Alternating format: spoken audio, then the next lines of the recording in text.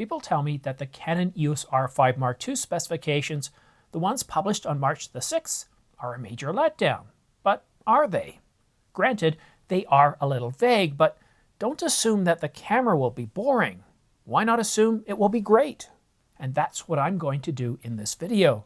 I'm going to provide you with some context around these specifications and show you how they could be anything but boring. But before we get to the details, please subscribe to this channel. It doesn't cost you anything, helps this channel grow, and keeps you up to date on the latest camera coverage. Canon Rumors says it will be a 45 megapixel backside illuminated CMOS sensor, but then that they believe it will have a stacked design. Okay, so well, a stacked BSI sensor is essentially a stacked sensor, so let's go ahead and assume that the Canon EOS R5 is going to have a resolution of 45 megapixels and that the sensor is going to be a stacked sensor. The competition has it, so it certainly makes an awful lot of sense. And the benefits we get from a stacked sensor, well, I shouldn't have to tell you this, but low light performance, improved low light performance, improved dynamic range, and when it comes to color rendition in low light, also improved. Now there is one thing that Canon could do to the sensor to, well, improve it a little bit more to help reduce that rolling shutter even further, and that's to make this stacked sensor a dual gain sensor. And this is something that Canon's been doing for a while in their cinema cameras, so that's plausible. I don't think we need a global shutter sensor to be able to deliver a really good high-performing sensor that gives us all these other improvements such as low light performance, dynamic range, and the list goes on. But I also think that an image sensor, no matter how good, stacked or otherwise, doesn't work alone. Canon Rumors does say that we're getting a new Digic processor, and this is a given. I mean, after all, the Digic X image processor has gone in every single Canon camera since the 1DX Mark III was announced back in January of 2020, with the exception of, yes, it's the R100, a camera that I like to pick on. Guess what they put in guess what they put in that camera? Do you know what it is? It's a Digic 8 image processor. Yeah, that's going all the way back in time. I can't believe they still had stock of them, and that's probably what happened. But a new image processor, whether it's going to be called the Digic 10S or the Digic 11, that doesn't really matter. It's going to be an improved sensor, or an improved image processor. It's going to give us better performance. And that will help with things such as rolling shutter, being able to take a whole lot more data from that sensor, because the sensor is going to be working faster. With a stacked sensor, it's going to be able to process information or capture information and process it, send it out. The image sensor is going to be able to do its work and then quickly send it along down the bus and then eventually end up in storage. So a new image processor, yeah, that's definitely going to be a big deal. And along with a new sensor, I don't think these are minor updates. But to be able to shoot burst at 60 frames per second continuous, that's a big deal. I want to assume that this is going to be RAW. It's not going to be JPEG. I mean, after all, the Canon EOS R6 Mark II can shoot 40 frames per second, and that is in RAW. Now, to be able to shoot 60 frames per second, you need a sensor that's up to the task, and yes, a stacked sensor will do that. An image processor that's up to the task, as well as, well, a bus and, of course, storage. Now, CF Express Type B cards can handle up to 3,000, well, nay, theoretically it can go up to 3.6 gigabytes per second if they're Gen 4. And that's something I'm curious about. Will Canon in the EOS R5 Mark II support Gen 4? And will they also support GPT partition storage? Because what that'll allow us to do is to go beyond 1 terabyte, 2 terabyte, and that barrier, and allow us to go up to 4 terabyte CF Express cards and to be able to shoot at really incredible speeds. Now, Gen 3 has a theoretical limit of around, well, 1,800 to 2,000 megabytes per second.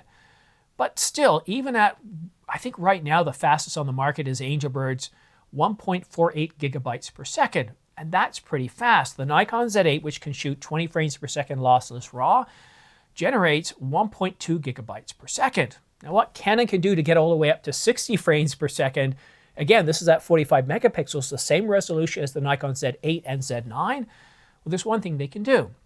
They can offer us lossless RAW. They can offer us a lossy RAW. And another thing they can do is they can actually take that image and store it in a buffer, give it a faster buffer, allow it to capture at 60 frames per second, and then when the storage can catch up, clear out the storage. It's certainly plausible. We don't know what the burst is going to be.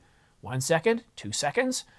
If we look at the R7, the R10, and the R50, what they're able to do is able to shoot at something incredible like 15, 23, and 30 frames per second, but they can only sustain it for a second. Now, if the R5 Mark II can sustain 60 frames per second for a second, that's pretty good, and then drop down to something more realistic for most of us of around 20 to 30 frames per second for further or longer period of time. And most of the times I'm shooting in mechanical mode where I get to shoot at around 8 frames per second. And the R5 Mark II, it's doing away with mechanical. According to Canon rumors, it's going to be electronic only. But it's the new AI improved autofocus features. We've seen over 5 patents talking about this. And one thing they're all talking about is improved subject and object tracking. Now, for example, I want to use this as an object here. So imagine you're in a crowd or you're in a very busy situation where things are moving around. So this representing a person gets obscured by something or moves out of the frame temporarily. What tends to happen now is, well, the autofocus will jump around. It'll find the next, oh, here's another person with eyes and a head. Let's lock onto them. What the new autofocus system is able to do, based on what we've seen in the patents, is track the subject and predict its movement. So if the subject temporarily moves out of the frame, instead of hunting around, it kind of holds that plane for a moment, and then based on its trajectory, it says, okay, maybe we should adjust things just a little bit so when the subject comes back, because I have a good idea of where that subject's going to be. And I think that's one thing, along with eye-controlled autofocus that we saw in the R3. If this comes to the R5, that gives you a whole lot more control over how you're able to focus in the moment. The amount of times where I've been shooting something and I thought, oh no, I've left it set on animal mode, or I've got it left set on human mode, or I didn't set this up right, and you're shooting and you know you're going to miss the shot, and that's so frustrating. When my son was in karate, I used to try and track him, and I thought, okay, ahead of time, what do I need to do? Go into the autofocus system, slow things down a little bit, so when it did start to jump off, it would take time. So if my son turned around, then it wouldn't jump focus. All these things are a little bit of a pain that get in the way of getting the shot. And that's why I think AI improved autofocus, based on the patent filings we've seen for mirrorless cameras, not just cameras like the R5 Mark II or the R1, but security cameras, for sports cameras, for basically every camera that Canon makes. They've got a patent application on being able to track objects when they move in and out of the frame, or subjects when they move in and out of the frame, or obscured by some sort of object. This, to me, isn't some sort of minor update. It's a big one. 8K RAW is another capability that Canon rumors stated would be in the R5 Mark II. 8K RAW is another one of those capabilities that Canon rumors said would be in the R5 Mark II. And my response to that is, so what? We have it in the Mark I. Again, this is another one of those capabilities that kind of let us go, or bring us to the point of thinking these are boring specifications. But that's only because they're general high level. There's no context. Now, with the R5 Mark I, what we're able to do is shoot 24, 25, and 30 frames per second RAW, uncropped, with IBIS, with autofocus, with all the goodies that you have in the camera in any other video resolution. But now if we expand that from 30 frames per second up to 50 and 60 frames per second, or what if Canon decides to, well, knock on Red's door with 100 and 120 frames per second in 8K, and with that faster image processor and image sensor, without any rolling shutter or without any perceived rolling shutter, that would be a big deal. That wouldn't be any sort of minor enhancement. And I predict that the R5 Mark II is going to have at least 8K 60. It could potentially go to 8K 120 or 100. And the reason why I think this is possible is because if the Canon EOS R1 comes in around 30 frames per second, sorry, not 30 frames per second, 30 megapixels, well, then what that means is it's not going to be the competition for those high resolution modes. It allows the R5 and the R5C to focus on higher resolution. So 8K 100 and 120 is plausible, but definitely 8K 60. And either of those two isn't any minor update. Now, the Nikon Z8 that came out a couple of years ago does 8K 60. So if I was Canon, wouldn't I consider going to 8K 120? Yeah. But while we're still on video, there's a couple of other things I want to bring up. Canon rumors once again said that the R5 Mark II would be capable of a stunning 4K up to 120 frames per second. I know, the Mark I can do that too, right? But again, if we take a look at the details, get away from the high-level information that Canon Rumors is providing us, let's take a look at 4K 120. 4K 24, 25, and 30 frames per second has a special mode, and it's called HQ. That's where we have full sensor readout, 8K oversample 4K, giving us more detail than any other camera out there. More detail than the Sony a7S III in 24, 25, and 30 frames per second. As soon as we go to 60, well, the Sony's a whole lot more sharper, as are a half a dozen other cameras. And that's why I think what Canon's going to do with the R5 Mark II, again, because of that new image processor and, of course, image sensor, we're going to have more speed on the table here. And I think we're going to go up to at least 4K 60 frames per second, 8K oversample. So a 4K 60 HQ. But, and I think this would be huge, to be able to deliver 4K 120 full sensor readout or 4K 120 HQ, that would be impressive, because 4K 120, to be fair, on the R5 is a little bit soft. But I don't think things should stop there. Sorry, I'm having trouble speaking. It's cold and my mouth is freezing. The rumor doesn't say anything about going to 150, 180, 200, or even 240, but I'd be surprised if we do 4K up to 120 oversampled from 8K, not to be able to toss in at least one mode of 180 frames per second or 150 frames per second. But there's no mention. Now, one thing Canon could do there is in 1080 give us 180 or 240 frames per second. But at the same point, I don't want it to be soft. What's the point of getting these modes? And what I would like to see with 1080 is to deliver full sensor readout, 8K oversample 1080. And if you don't think that will make a difference, well, then go ahead and take a look at some of the sample footage of the Canon C100. Sure, it produces 1080 video, but it has a 4K sensor delivering really sharp, really detailed 1080. The Canon EOS R5 Mark I came with Canon Log 1, and then about 3 or 4 months later, with a firmware update, delivered Canon Log 3. Canon Rumors tells us that Canon Log 2 comes with the Canon EOS R5 Mark II, and a lot of people have been asking where is Canon Log 2 for years in the Canon EOS R5.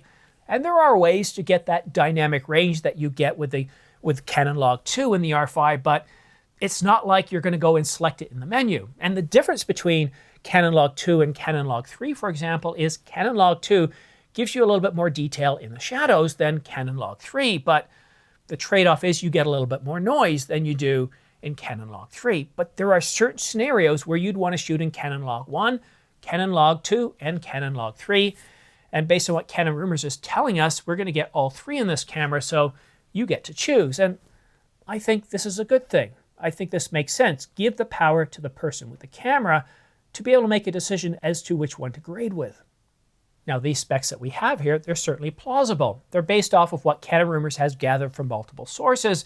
And then what I've done is I've taken them and drilled down a little bit further to give us another layer of detail. I think it's certainly plausible. And yes, I definitely think that Canon's going to remove that 30-minute record limit in the R5 Mark II. They've done it with many other cameras, such as the Canon EOS R6 Mark II. And that HDMI slot, I really hope that Canon's listening to us and there's going to be no micro HDMI port. Even if it goes to a mini, obviously there's room for a full-size HDMI port, but the Canon 70D, which I still have on what's this thing called? The shelf. It has a mini port and it's a whole lot more secure than that micro port. There's just something, even when you plug something in and you do it right, it just feels very, well, dollar store, nickel and dime kind of quality. But the other thing I don't think that we're going to see in the Canon EOS R5 Mark II, despite what many rumors have been saying for the past year and a half, and that's dual CF Express Type B card slots. And I don't think you really believe it either. I mean, just look at the Canon EOS R3, a camera that cost $500 when it was released, less than the 1DX Mark III, a fast action sports photography camera that only had a single CF Express Type B card slot.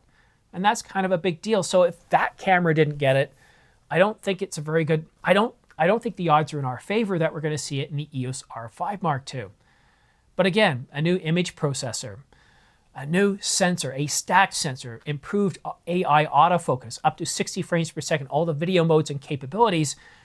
This is not just a minor update. This isn't kind of a boring update. In fact, for most of us, it's going to be a must-have. But if you look at all these capabilities and say, look, I don't really use these, I don't really need them, then maybe you should consider, instead of waiting for the EOS R5 Mark II, take advantage of some really good sales that are on right now. The EOS R5 Mark I is on sale for $29.99 at B&H and Amazon.com. But if we take a look over at Adorama, we can see that while it has the same price, Adorama is tossing in a 128 gigabyte SanDisk CF Express Type B card and a card reader. And it's not just the Canon EOS R5 that's on sale right now. A whole bunch of lenses, not just for Canon, but for Sony, Nikon, and Panasonic. So go ahead and click on my affiliate links. I've got them in the description down below, these ones right here. So you can browse and see what's on sale. If you were thinking of holding off and waiting for the R5 Mark II, the one thing you should do is at least take a look at the lenses that are on sale, storage, and other accessories, including tripods. I was just looking at a carbon fiber tripod, a used one, for around $600.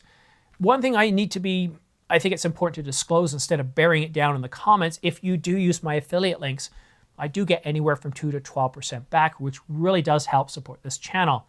A big thank you to everybody that has used my affiliate links in the past, because it's what's allowed me to bite much higher than this channel would normally allow me to go. That didn't make any sense at all. Sorry, it's what allows this channel to reach further than it's able to do with just 50,000 subscribers. To be able to purchase lenses like the 100 to 500, the 200 to 800, and on launch, the R5, along with the 50mm f1.2 and the Ninja 5. I couldn't do it without you, and I really do appreciate it. It's what's allowed me to make this camera a real business, and not something that I'm going to fold up after the R5 Mark II comes out, or maybe in 2025. But this, when I retire, is going to be my full-time business, because at the end of the day, I'm a camera geek, and even simple things like this, which is one of the tools I use to keep my sensor free from dust and debris, excites me at the possibilities of what these tools and these cameras, these lenses and these accessories do for us as filmmakers and photographers.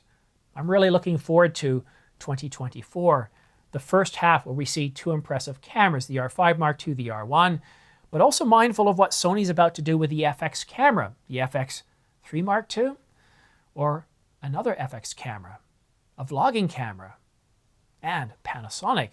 Are they finally going to refresh the S1 and the S1H? It's been 5.5 years. It's due.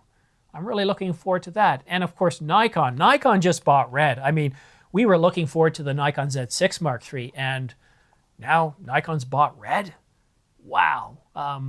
You know, in terms of status, I think Nikon has just jumped above Canon right now in terms of bling and sex appeal. To have Red, the Red V Raptor X and XL are an incredible cameras, 17 to 20 stops of dynamic range, 8K with a global shutter sensor, showing that the A9 Mark III isn't the pinnacle of success when it comes to global shutter sensors.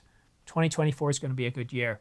But that's it for now. Have a good weekend, or at least what's rest of your weekend, and we'll see you again in the new week. I wouldn't be surprised if we start to get some more validation and leaks on the Canon EOS R5 Mark II. So stay tuned. Don't forget to subscribe and choose all notifications, and follow me on X.